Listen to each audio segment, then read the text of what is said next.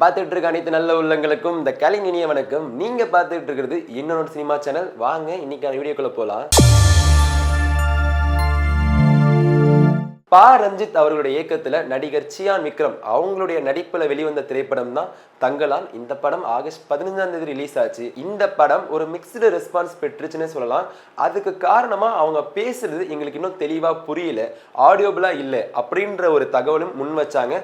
அது மட்டும் இல்லாம சீனா ரொம்ப அதிகமா இருக்கு அப்படின்னு சொன்னாங்க. அது சொன்னதுக்கு அப்புறம் அந்த படக்குழு சில சீனை ட்ரிம்மும் பண்ணாங்க. இந்த படம் எதை பத்தி பேசுதுன்னா 19th செஞ்சுரியில கோலார் தங்க வயல் தமிழர்கள் அவங்களுடைய கதையை பத்தி தான் இந்த படம் பேசுது.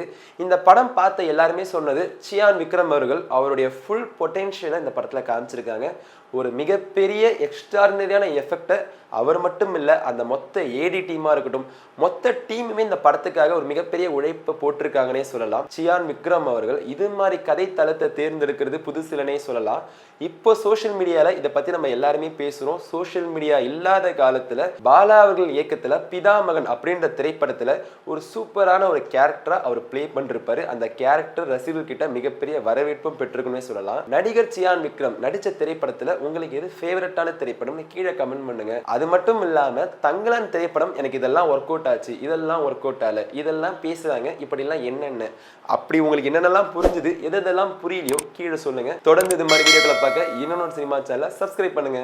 இத்துடன் விடைபெறுவது நான் உங்கள் கலை.